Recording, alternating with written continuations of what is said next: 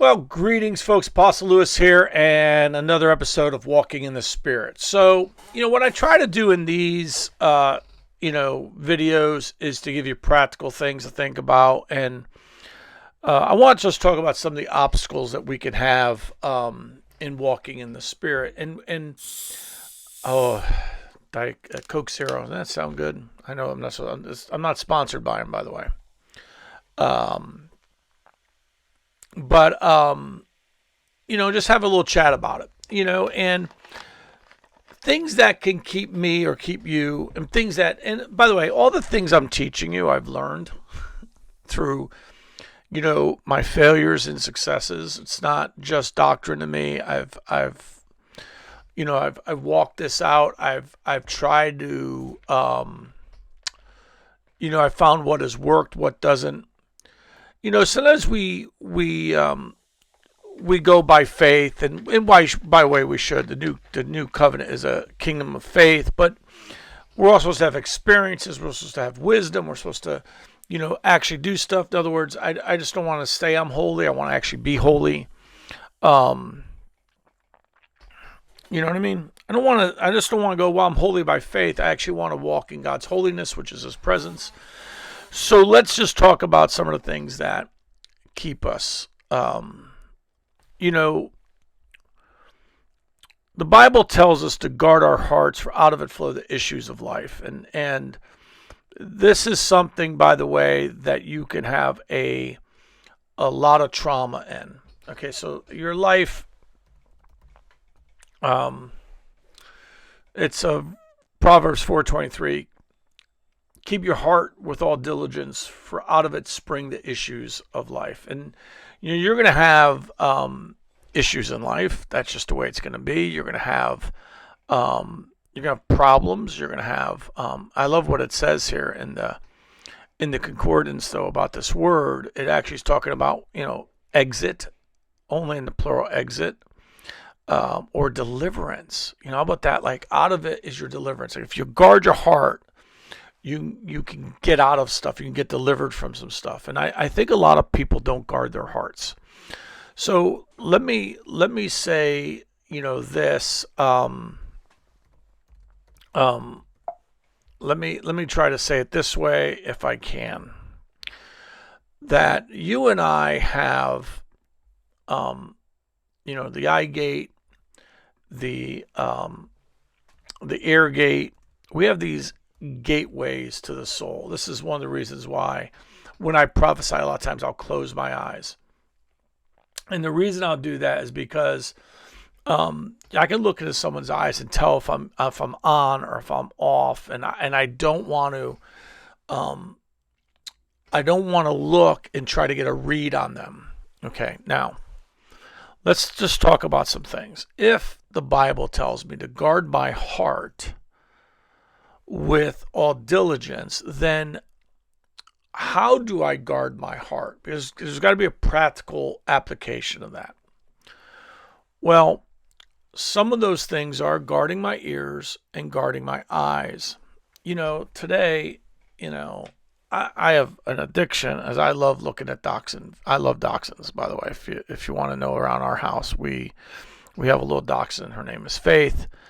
She's actually the second one I've owned with my kids and my wife. I had one when I was a kid. Absolutely love dachshunds. I'm kind of addicted to them. They're the best dogs to me, and I love the animals. So I love looking at dachshunds. We have Faith page, her Instagram page, which Jessica posts a lot too, and she's just great. I think that she's the second most photographed person in the family. The first one would be my grandbaby, Olivia, that my daughter watches for my son and his wife, and literally we get videos and pictures every day, which is just adorable. But Faith is probably the second most photographed person in the family. I don't do a lot of selfies. My wife doesn't do any. That's probably, at the bottom rung. The top rung is definitely Olivia, and then my dog. But when you scroll through on Instagram and just look at dog photos, there's always, for some reason, the Instagram algorithms always like to shoot in garbage. And so our eye gate would be, what am I looking at?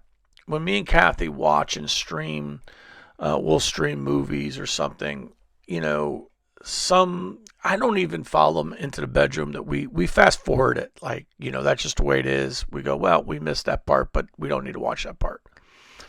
I'm a man, and so this is going to shock some of you people out there, but I ain't dead, and I have passion.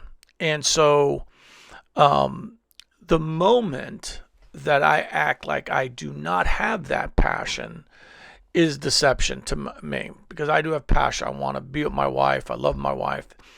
Job said this, that he made a covenant with his eyes, they would not look on the handmaiden. And what he was saying was, look, I'm guarding my heart, Lord.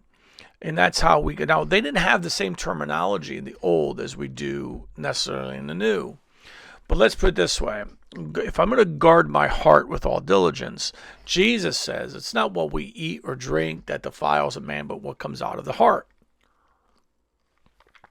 So let's ask the question, how do I guard my heart? Is easy. It's really easy, even though it's not as simple in a perverted world that everything gets to your phone and you have to block stuff. You have to, you know. It was actually easier on TV because I just used to V-chip stuff on TV. It's harder on the phone. I wish you could just V-chip Instagram or, you know, block out certain things on Facebook. They don't allow that. Okay. They don't allow that kind of filter. And trust me, they could do it. They just don't want it. Because a lot of the thing that funds those sites are the porn, are the sex trafficking. That's what funds Instagram, YouTube, Facebook, all these things is all the dirty sites. Is actually what, because they, believe it or not, make a lot of money and they spend a lot of money. So how are you going to guard yourself? Well, you got to watch with your eyes. What are you going to look at? What are you going to, and you know, it's bad. It's a bad problem. I've had a lot of friends go down for this. Okay. And so number one, I'm gonna guard my eyes. Now, how am I going to guard my ears? Well, I'm going to guard my ears by being careful what I listen to. Remember the old Bible song, "Careful little ears what you hear." It is really important, and it's really true. So one of the things that I do not like doing is listening to complaining. I'm not a psychotherapist. I'm not someone who could sit you on a couch and listen to you complain for an hour. That's not my personality. It's not even my gifting. I'm not there. I'm not the guy. I admit it. That's why I don't make people do that with me. I'm a problem solver, and I'm a severe let's take responsibility for ourselves guy. My son got on a book, which is called, let me see if I can read it, by Goggins, I think it is. And it's this Navy SEAL who's just a beast, okay? And, you know, I had a book in here, Extreme Responsibility and stuff like that. And, you know, I think for a lot of people, this is kind of stuff that they don't like hearing. Like take control, be responsible for your life kind of thing, okay? And, I let my son use my Audible account, and, you know, he's come on to this where it's like this extreme responsibility. And I think he's got a book. I think it's actually was in his room where I saw it. It was about taking extreme. He always, you know, Goggins used to call it, I think he was a Navy SEAL. I think that was his name. And he used to call it, someone's got to carry the boats, talking about the SEALs. You got to carry the boats. Who's going to carry the boats? My son always says to me, who's going to carry the boats, Dad? Someone's got to carry the boats. And we always say that, you know, it's extreme responsibility. And so you have to take extreme responsibility for what you hear. And that also means, are you going to subject yourself to complainers? This is going to sound tough, but I don't mind if someone has a situation, they're looking for a solution. But if that person just never wants to do anything to get out of the solution, or is just always sounding hopeless, or, by the way, the one that I really hate is when people talk against God. I will not entertain that thought. They don't understand why. And I go, I don't need to have a thought about God that's inaccurate in my head. And I don't want to. I'm just not interested in it at all. And so you have to take extreme responsibility, which means it's going to get a little offensive sometimes because some people are just going to want to complain. You're going to go, look, I just don't want to hear complaining anymore. I used to have a rule, like when we started the church in '07, and my assistant pastor would come in there every day because we joined two churches together. And to be honest with you, his church was dead. And it just had no move of the Spirit. And I came in and I'm shifting this place to move in the Spirit so that we can have this really impact. And we did. It took me about 8 months to really fully shift. But he'd come in every single day. Well, so-and-so's complaining about the service being too long. So-and-so's complaining about the worship songs. So-and-so's. And it was just this constant complaining. And finally, I had to tell him, hey, look, I'm going to make a rule for you. And he goes, what's that? I said, in my office, there's no junk food. We're not going to have junk food in my office. And he goes, what do you mean? I said, I don't want to hear about the complaints. I said, unless they're valid, unless I've actually done something, but of course they're complaining. They've been with you for 10 years, and this is why the church hasn't moved, because you've been so concerned with everything that they say, because that's how you kept your job. I said, I'm not that guy. And trust me, they'll leave. I said, they'll leave before me, because they have no validity to complaining about the move of God. Like, there's nothing valid in it.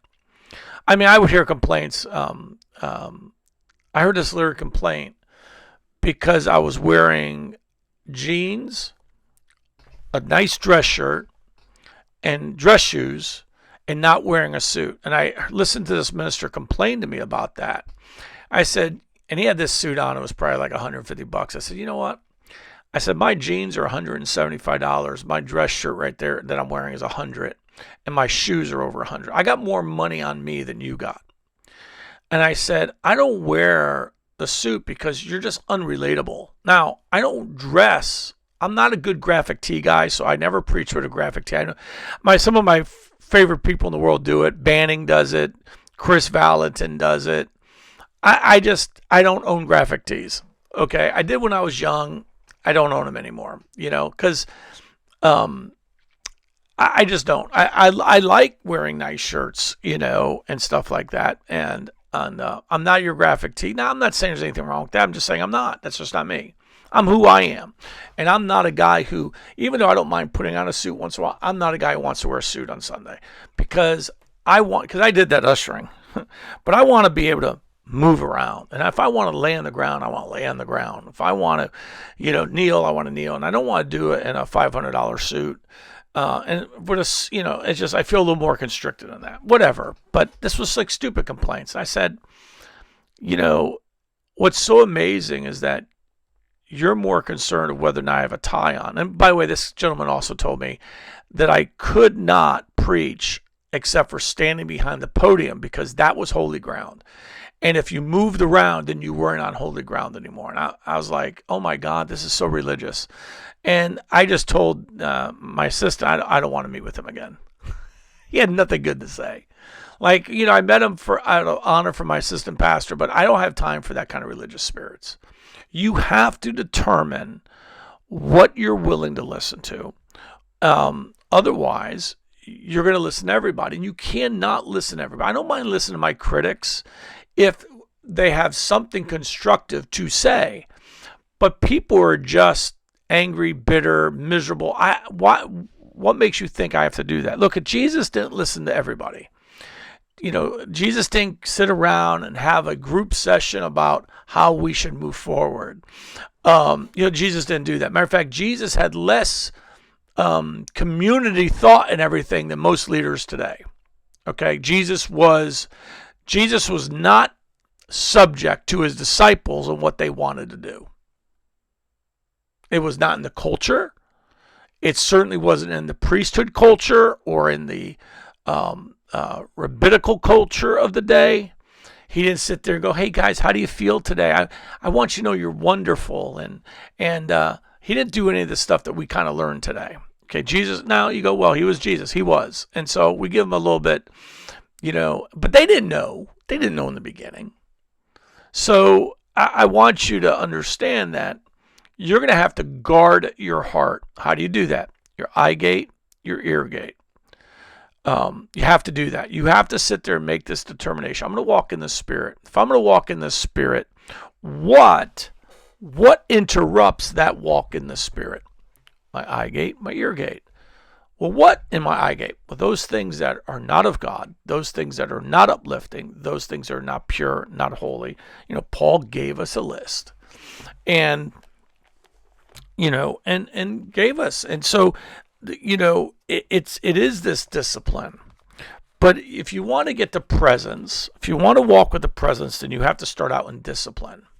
Now, that sounds really strange for some people because they think, well, you should just be able to just walk into it. No, you might luck out once in a while, okay? But if you want to learn how to walk in the presence of God, then you have to decide that you're going to walk in the presence of God. And so a lot of people don't understand that they can make this decision. Like, it's not something where God is saying to you, you don't have a choice. It's not what God is saying to us. He's literally telling us that we do have a choice. And so I think that we don't understand that we literally have this choice of whether or not we're going to walk in the righteousness of God or not. So let's read Paul. Okay, I just love Paul's thinking, because Paul doesn't sit there. He doesn't make the spiritual stuff so super spiritual that you don't have any discipline in it. So he literally says there, finally, brethren, whatever things are true. Okay, so number one, if someone's talking to me and they're angry at God, they're saying God doesn't love me, I can't listen to that forever. Like, if that person doesn't grow, I can't listen to that forever. Why? Because it's not true. And I'm not going to have a debate with you. I'm not going to have a debate with you about that. Not with a Christian. Some people do this in colleges and they do that, and that's awesome. But that's not my role. My role is to bring the kingdom. All right. Whatever things are noble, whatever things are just, whatever things are lovely, whatever things are of good report, if there any virtue, if there's anything praiseworthy, meditate on these things. All right. So, I'm just going to try to do something real quick here. Let me see if I can find it. Let's see if we can pull up. No, I want to see if I can pull up real quickly, if I can find it behind me here. Paul's letters to, we're going to look at it in the Passion translation here, if I can find it real quick. I think it's in the Letters of Heaven. Yes. It's in the Letters of Heaven section if you have the individual books, which I do. I'm waiting until they finish it before I go ahead and order a Bible of the Passion Translation. I'll wait until they get it all done. And the reason I want you to I just want to see it the way it says it in this. Just see if it says it even. I'm sure it says it very clear. And I like reading it in different translations because I think that helps us. One more page here. There we go. To understand some of the stuff that we are reading. And so let's read this out of the Passion together. I wasn't planning on doing this. That's why I didn't have it ready, but let's do it anyways. So listen to this. Now, I've talked about this in the last couple of weeks on different messages, so listen to this. So keep your thoughts continually fixed on all that is authentic and real, honorable and admirable, beautiful and respectful, pure and holy, merciful and kind. Fasten your thoughts on every glorious work of God, praising Him always. Follow the example of all that we have imparted to you, and the God of peace will be with you in all things. Isn't that an amazing statement? It's not saying that God is not with you when you don't do those, but see, God with us is not supposed to be a doctrine. It's supposed to be a lifestyle. It's supposed to be our everyday thought and heart. I think that, again, I love doctrine. By the way, I just did a video um, for the weekly Kingdom Outlook, which is coming out on Wednesday, and then I do these on Friday, where I talked about that prophets have to have good theology. They do, because it affects their words. But theology is the study of God, and what we really need to have is a lifestyle. That's what theology should lead to. A theology should lead us to a lifestyle with God, not just a lifestyle or a knowledge about God. If it stops there, then theology, or let's put it this way, studying is not producing what. Look, you can study for many reasons. You can study to be right, or you can study to be have wisdom. You can study. I want to study. I study the things of God because I want to know how to walk with Him better. I want to know what pleases Him, what doesn't. But I also just don't want to know what pleases Him. I actually want to please Him. Okay, and I don't want to say, well, yes, God is with me, because He is, but I want to go. I really, what the best thing is that when I do get to travel and minister, people who don't know me don't have to wonder if God's with me. And I'm not saying that braggishly. I'm saying, like, if when you're ministering, see, the people I'm with every Sunday, they know that. But when you travel, I don't have to go up there and give you this whole resume of my life. I just come and start ministering, and it was funny. I'll tell you this story. When I started going up to Nashville, man, I tell you what, you want to talk? I'm going to be doing this in some places where I'm going to be building people's home groups for them and help them get started. But when I went to Nashville, I had 3 people. And we were excited. We got 3, and then we got to 4, and it was 4, and it was great. And then I remember when we got to 5. After about 3 months, 4 months, we got to 5 people that were there on a Friday night, and I'd go up there for this, folks. I'd go up and do this. That's how I started it. And I remember when we hit that 5th person. Her name, God, I can't remember her first name. Her last name was Green. She's since been married. But she says to me, we didn't have worship team. We just put on some Jason Upton. This is when Jason Upton's CD of Faith came out, and we put on some worship, and then I just started ministering, and then I'd teach, but I gave her this word, and I mean it was a 15-minute word, and she says to me after the meeting, she goes, I don't understand this. And I go, what don't you understand? She goes, you came in, you didn't pray, you didn't ask the Holy Spirit to come in, and He was here. And I said, yeah, what shocks you about that? She goes, I've never felt God that way. I said, well, here was my attitude. And that's why I says, look, I get it. And I'm going to tell you where I learned this. I said, He came in with me. I said, number 1, I had been praying. I just didn't get here and pray in front of you. 2, I pray every day. I said, 3, I spend time with Him every day. I should have no reason to think He wouldn't be with me.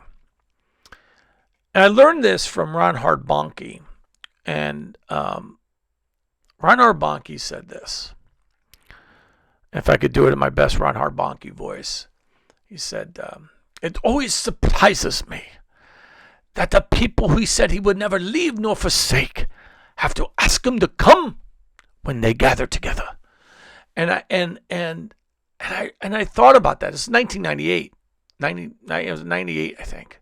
And I thought about that, and I went, and it was like, it wasn't an arrogance. It wasn't he wasn't saying, hey, just be flippant. He wasn't doing any of that. He was saying, do you understand that God is with you even when you don't feel Him, that He's there? Like, do you have this mindset that God's not there?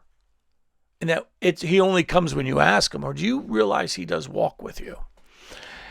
And that began to change my walking in the Spirit, because instead of thinking that I had to, number one, earn God, do the right stuff for him to walk with him, it was more that I had to do the right stuff because he was with me.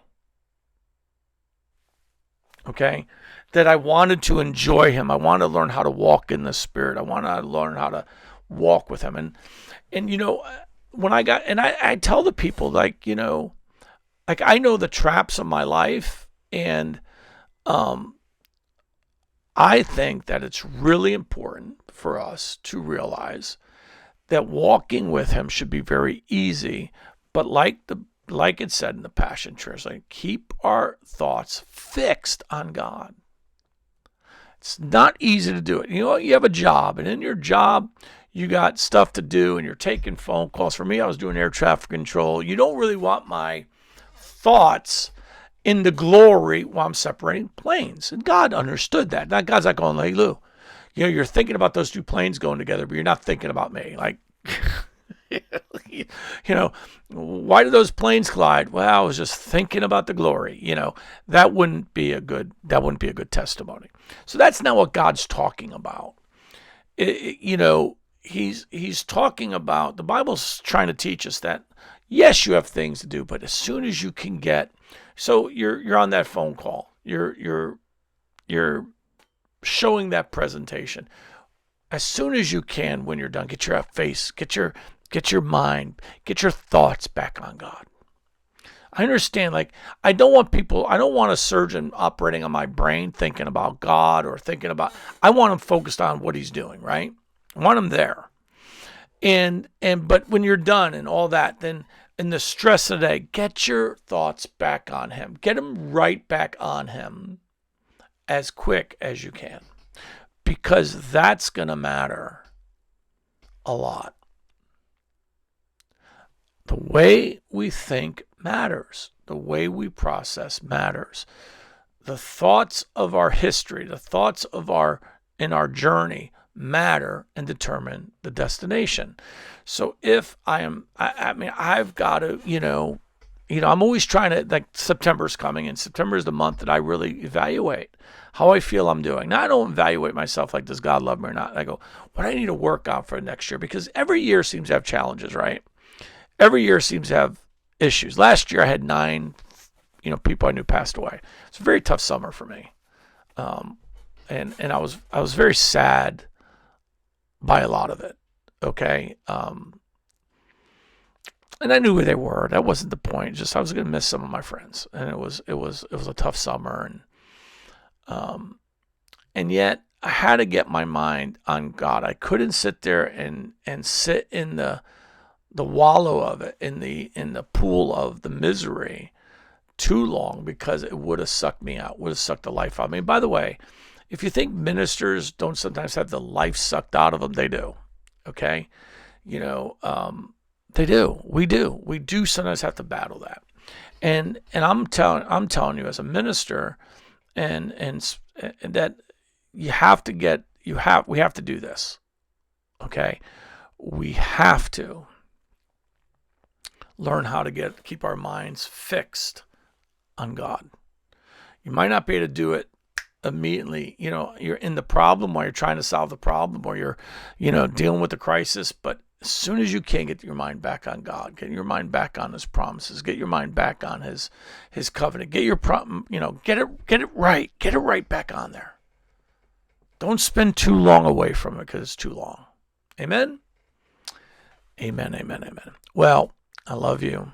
It's been a great week. Would you do me a favor? Share this, like it, subscribe, do all those things. Trying to get out of here before an hour, half an hour kicks in, so we don't go too long with you. Share it with your friends. I love you. Do me a favor, like, subscribe, and comment down in the remarks, especially on YouTube, Rumble, and stuff like that, because it helps those algorithms. I love you. I'll talk to you later. You have a great day. Bye-bye.